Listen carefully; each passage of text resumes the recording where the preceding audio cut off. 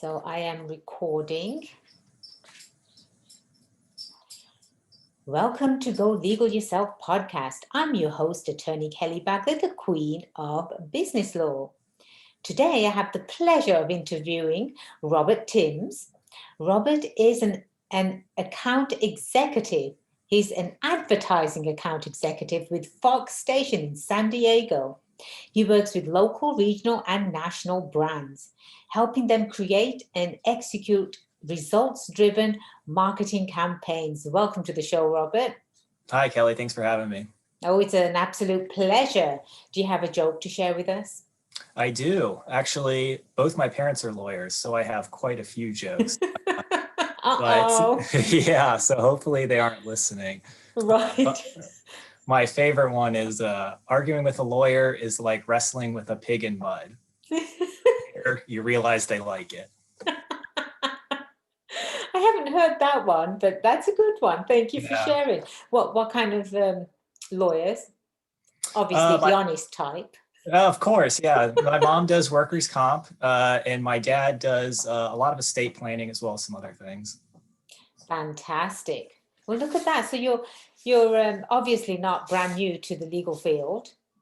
No, it was common dinner table conversation. I'm curious, how come you didn't go into law? Actually, I spent enough time at my parents' offices that me off to the idea. Oh, how funny. See, I'm quite the opposite, Robert. I'm the very first attorney in my house. Everybody else went into the medical profession, but not me. No, I wanted to venture out on my own, right? I wanted to be a lawyer. But thank God I did, because I absolutely love what I do. Love, love, love. But today is about you, and marketing is everything. It's everything for any business owner if they want to be found, right? And you actually help business owners be found.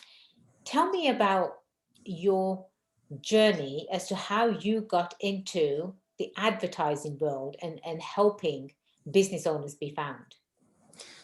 Sure. Well, as I said, I grew up the child of two lawyers, spent a lot of time at their offices growing up. And I remember thinking, man, I don't know if I could just sit at a desk all day. I feel like I want to get out and, be doing things and seeing people and not just at a desk for, 8 or 9 hours a day. And so sales really interested me. So I majored in marketing, and I remember taking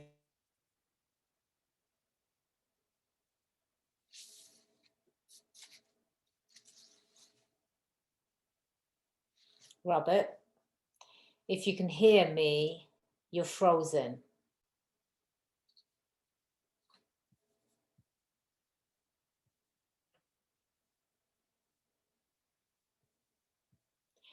Do you want to log off and for other opportunities and came across a job executive. So it was kind of funny that I landed my session that combined the marketing and advertising that I learned in college with the sales experience that I had from my previous position.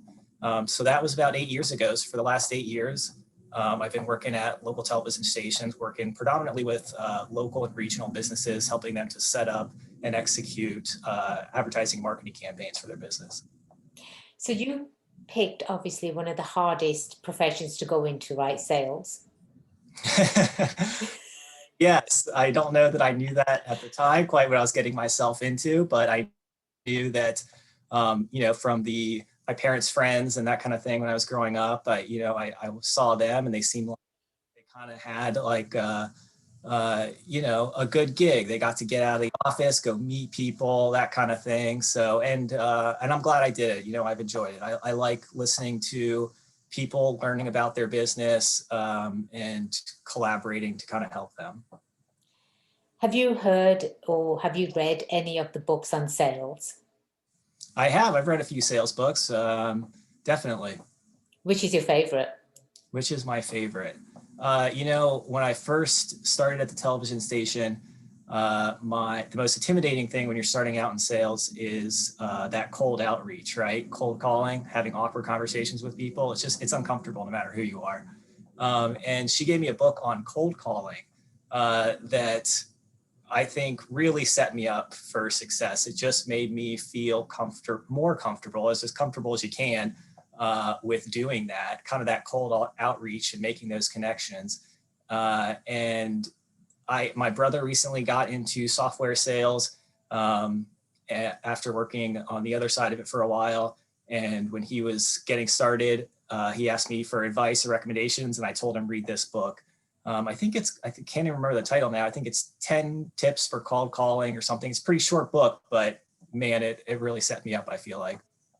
See, I've been listening to a lot of books. That's all I do.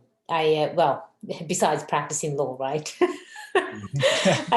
Anytime I'm working out, I'm listening to a book. Anytime I take my dogs for a walk, I'm listening to a book. Anytime I'm waiting for a meeting, I literally am listening to a book, right? So that's one of the key successes, or key factors, should I say, that every successful person has. They are always bettering themselves, either by listening to a book, either by reading a book, or talking to someone that they can gain knowledge from. One of my favorite ones, and I'm absolutely hooked, it's by Zig Ziglar, Mm-hmm. and it's called the Secrets of Selling. What a phenomenal presenter, incredible presenter. Obviously he's passed now, but I really, really wish, I was around during that time where I could have gone to one of his presentations, and he says something about sales, right? So this is timing couldn't be more perfect for you to be on the show.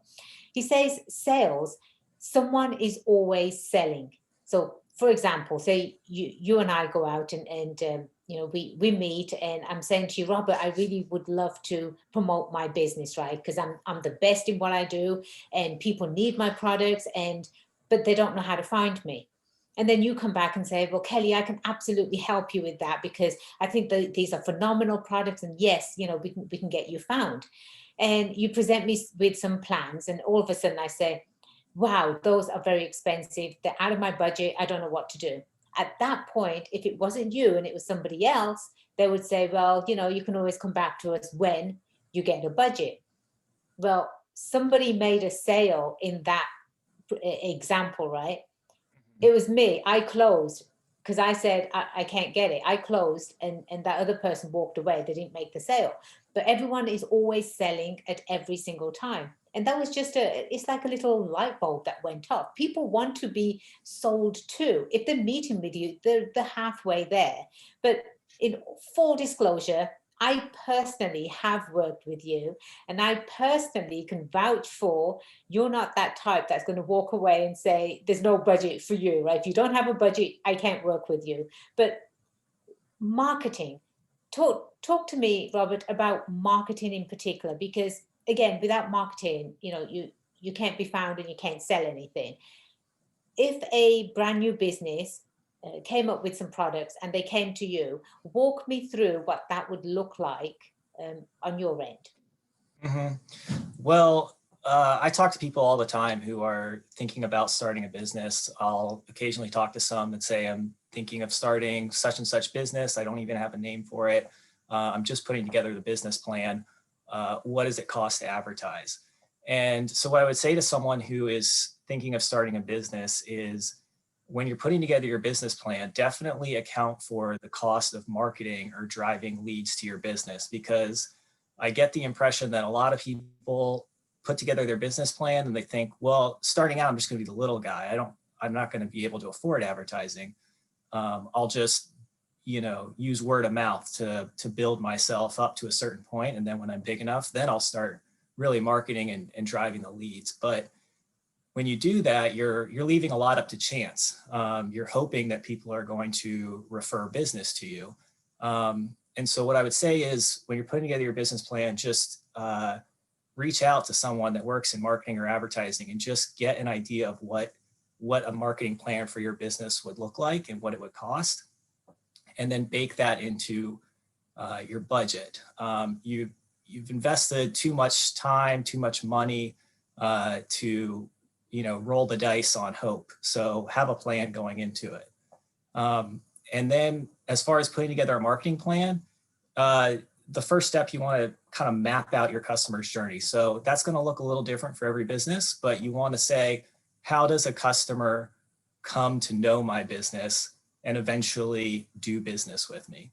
And as I said, that's going to look a little different for every business and every industry. But it boils down to a couple steps: awareness, interest, research, purchase, and then loyalty and advocacy. So once you have those steps, then you want to ask yourself, how can I reach a potential customer at any stage in this journey? And that's when you start looking at the different media types and matching them up to each stage in the journey. So walk us through that. Give me an example. Well, let's take your industry, for example. Let's say your LegalZoom. I'm aware of what LegalZoom is, but I'm not at all very interested or familiar with the specifics of the services that they offer. I'm aware of them because I hear their ads on NPR. So in the awareness stage, you want to utilize broad reaching mediums like television, newspaper, print, billboards. You're reaching people who may or may not be in the market for whatever service you're offering. Then something's going to happen in these people's lives that is going to kind of maybe bring them into the market for whatever service you offer. So maybe they suddenly have a need, they want to start a business, or they have some kind of need for legal services. At that point, they then have a general interest in whatever the business is. So you want to use a little bit more targeted medias to reach those people. And when I say targeted, I mean broadly targeted. So you want to look at what are the demographics of the typical person that you do business with, and you want to target to those people. So it could be as broad as adults ages 25 to 54 who have an average household income of $100,000 plus, they're homeowners, whatever, just pretty general. But again, drilling down a little bit in the funnel. And then your people are going to get into the research phase. So these are people that are actively looking online. They're planning to make a move on whatever service you offer. It's just a question of with whom.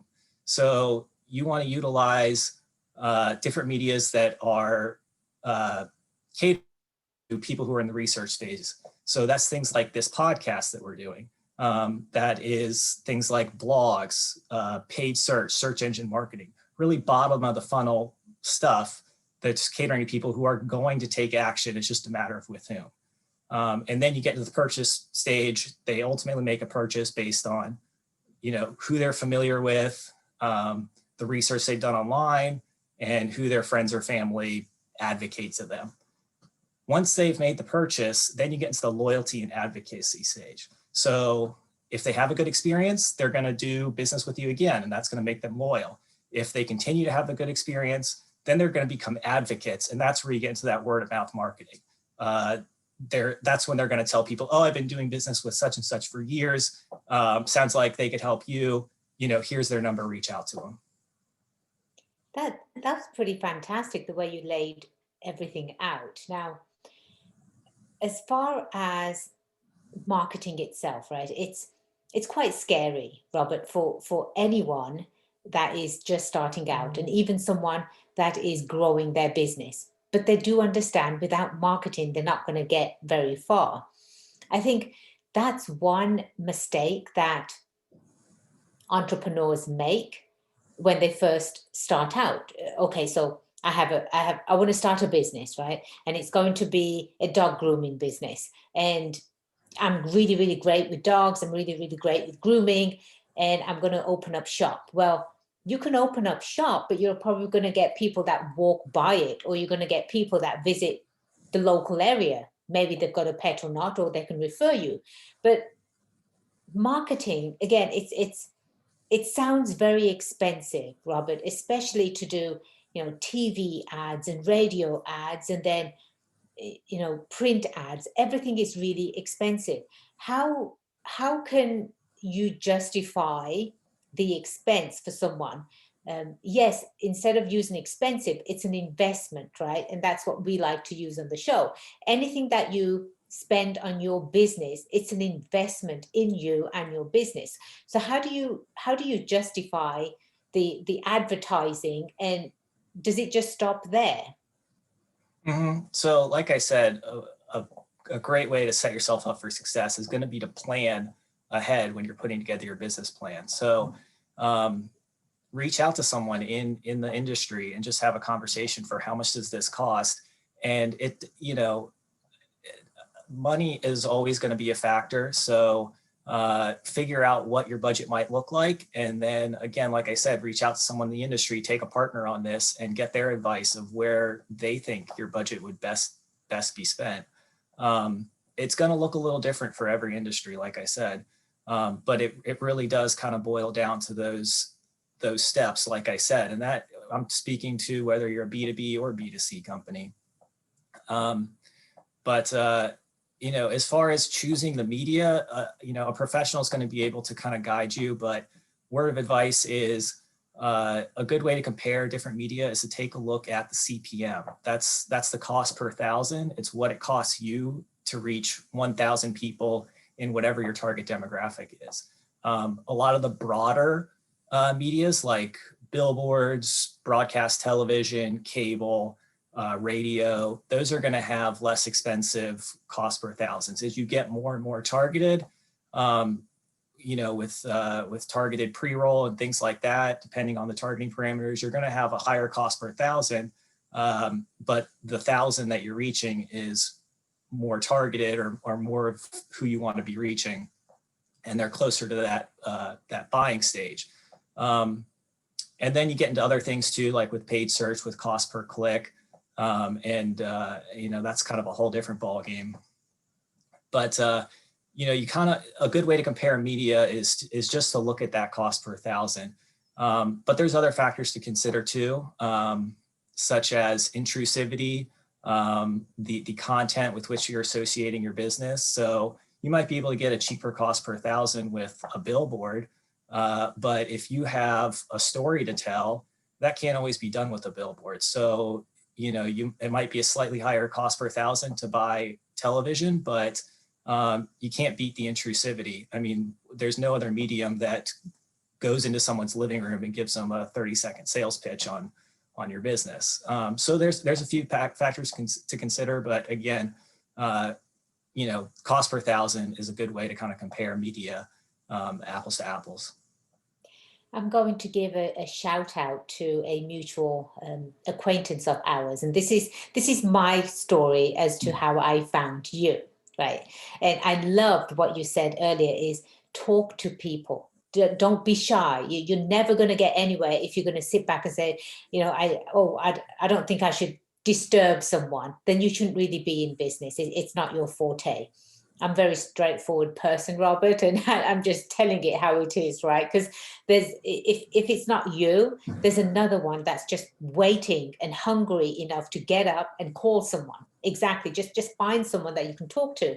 So every, probably 3 or 4 times a day and probably 3 or 4 times a week, Brent Wilsey, he's with Wilsey Asset Management, and he's in San Diego. And he was actually a guest on my show too. Highly recommend the listeners to go back and listen to Brent Wilsey's interview. But I saw Brent Wilsey again, on my TV, in my living room 3 or 4 times a day, right? And so when I just called him, I picked up the phone and I called him, and he answered the phone. He goes, how can I help? I said, hey, Brent, your name is exactly the same as my husband's name. And I thought that was a made up name because my husband was the very first Brent I'd ever met. And so we had a chuckle, right? And I was asking him, I said, you do some great advertising on TV. Do you mind telling me who you went through? And that's when he made an introduction to you. And it was on, with Fox stations and Fox 5 in particular here in San Diego. And he made an email introduction, and that's how, you and I got connected. And what I loved about working with you, Robert, is that you go above and beyond. I've never seen that type of customer service in the marketing world, right? You went above and beyond. You really do care about the clients that engage with you. You really want them to be successful, like you said. Then you build that loyalty. They want to keep coming back and say, Robert, let's do it again. That was such a great experience, right? But there's some misconception about, okay, as soon as I get on TV, I'm going to get all of these clients. Well, there's, again, it's dependent on each industry. If the name, or if the game, right, is to get brand recognition, TV is fantastic, right? Like you said, you're in households 2 or 3 times a day, 2 or 3 times a week. Um, and people start to remember, okay, that was Kelly, that was Go Legal Yourself. That was, and some of my uh, friends that I know here in San Diego, when my commercials were playing, Robert, they would text me and say, I wasn't even looking at the TV. I heard your voice, Kelly. I knew it was you. I had to drop everything, what I was doing, and I had to say, is that really her? So people get to know you, and they're going to refer you that way as well. But people that are probably not ready for your product at the moment, they're going to remember, oh, yes, that's my favorite channel. I watch it all the time. And they bring, these successful businesses to showcase their products. So I'm just saying, it was such a fantastic experience working with you. Obviously, you provide, these types of services to a wide range of businesses, products, and services as well. So how, share a success story with us, Robert, about one of the businesses you might have engaged with, and what the results were. Mm-hmm. I'll go back to my time in Norfolk, Virginia. I worked with a psychiatric care center, and it was actually around, kind of in the area that I grew up in, nearby a neighborhood. So I'd grown up driving past this place my entire life, never really knew what it was. And I'm new, I'm trying to make connections, and so I reached out to the marketing director and just kind of introduced myself. And I don't know that I ever even got a response, but months later, I got a call from her, and she said, hi, I'd like to meet. And so we met, and they're right next to Virginia Beach General Hospital. It's the largest hospital in the area.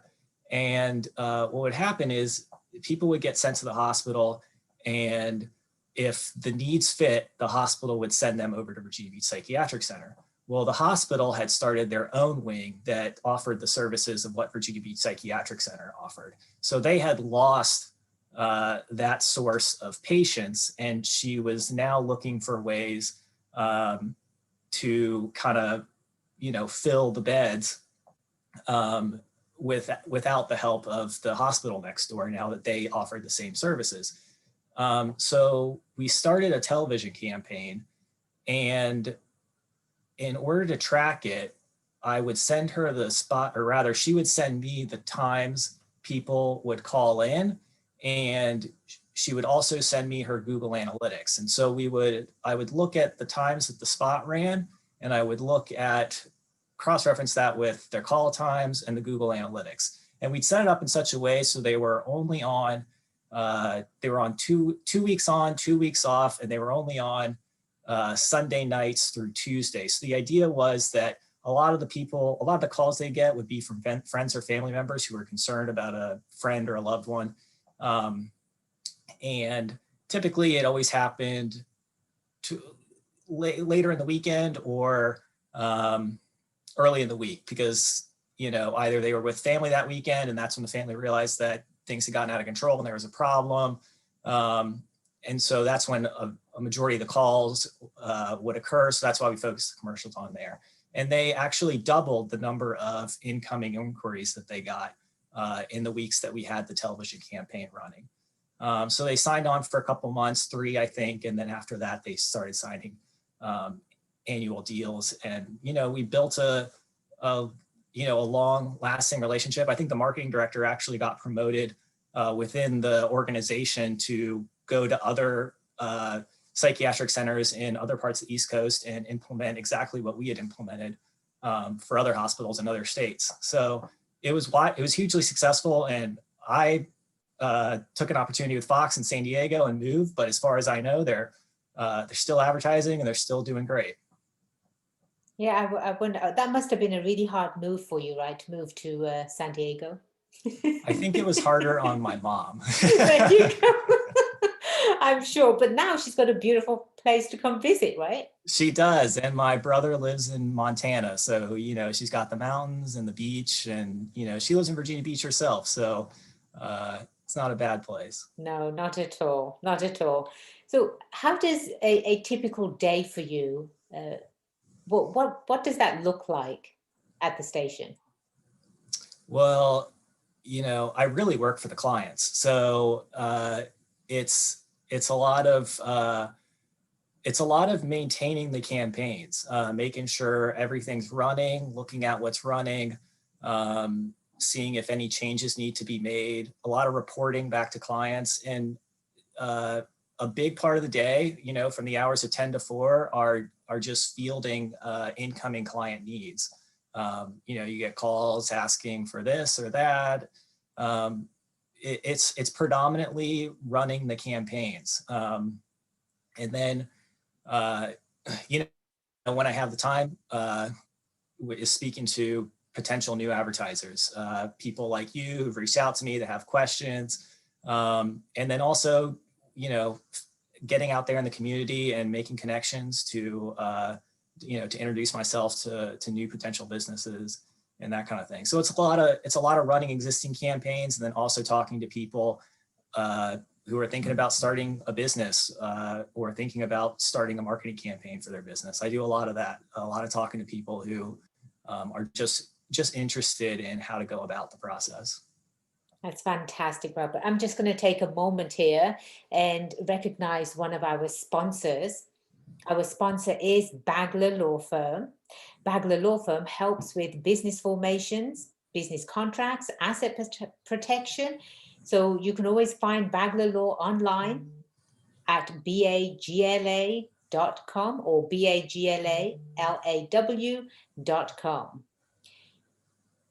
Robert, share with us a challenge that you faced. I'm trying to word this in a way that it's not sort of you know your everyday challenges that people go through, right? So being in sales, what was one of your hardest sale you had to make? Oh, my hardest sale. They all feel pretty hard. But it's always for their best interest, isn't it? Yeah, yes. You know, I think a lot of people think that you know, when you think of a salesperson, you think of someone that's just always trying to get the deal done and trying to close no matter what. And when I look at my day to day, it doesn't. That's not really what I do. Um, I feel like I more just answer questions and offer advice to people who are interested in marketing their business or starting a business. I think what a lot of people, they're probably intimidated to reach out to someone like me because they see that I work at a local state news station, and they think that no matter what their business is, I'm going to try and push them into advertising on Fox. But what they don't realize is that my station is not actually one of the stations that's owned by Fox. We're actually owned by a much larger media company called Nexstar, who owns hundreds of stations across the country. And so we offer a ton of different media platforms and services to clients. So we're really a full service ad agency for local businesses housed within the news station. So, you know, a big part of my day is just talking to business owners or people looking to start a business and just helping them to plan out their a campaign for their business and offering them advice. I don't feel like there's a whole like Wolf of Wall Street, hard sell, close, anything like that. It's more just having conversations and offering advice. And I don't know that there's any really really hard sell. I think the hardest part of anything is getting the campaign up and running, because there's so many different media platforms now that go into creating a campaign. That, you know, everyone's attention is so fragmented across so many different platforms that when you create a campaign that lets you reach someone at every stage of that buying process that we talked about, it becomes a lot of moving parts and a lot of elements. So my day is making sure that the campaigns are running smoothly. And I think that's the hardest part of the sale. It's not getting the deal done or anything like that. It's keeping track of everything and coordinating and making sure that the campaign's running successfully. I think you hit it on the head when you said local businesses, right? So in San Diego is a small community, and it's truly based on trust. That's what I've noticed. I've been here for, close to 16 years, something like that. And uh, and I've noticed that people run in the same circles, right? You're always going to bump into someone that you met a couple of years ago. Mm-hmm. And San Diego is very, very close as a community, and it's based on trust. And I know for a fact, my experience with you personally, Robert, was phenomenal. Everything that you just shared on the show, that's exactly what I experienced. You were on the mark. You were providing feedback to me. This is my very, very first time ever doing a local commercial here. And you know, the experience, you made the experience just a wonderful experience. Absolutely, right? And whenever we're going to do it again, obviously I'm going to reach out to you because we've built that trust. And your information is going to be part of our show notes. So anyone here, and I highly, highly recommend all of these local businesses, just reach out to Robert. He's not going to charge you, right, to sit down and have a cup of coffee. I mean, I would, but Robert would. I get this billable hours. Exactly. You get a bill in the mail, right? Well, what is this for? Having coffee. But seriously, you know, local businesses here in San Diego, definitely you need to reach out to Robert. Just have a coffee or a lunch with him. Just meet with him and understand your options. If you're not going to make that move, again, you know, you're in a business that you really shouldn't be in, right? Because if you're in a business, you're selling a product or service, clearly, unless you've got one client and you're satisfied with that one client for the rest of the longevity of your business, that's okay. But if you really want to provide a service or a product to the people that is going to benefit the people, you really do need to sit down with Robert, you know, talk about the options, talk about marketing plan, get your numbers right in order, so when you are ready to go, you can actually be ready to go. You don't have to waste further time. Last question for you, Robert, is if you had to do it all over again, what would you change? So, do anything specifically over again? Yes.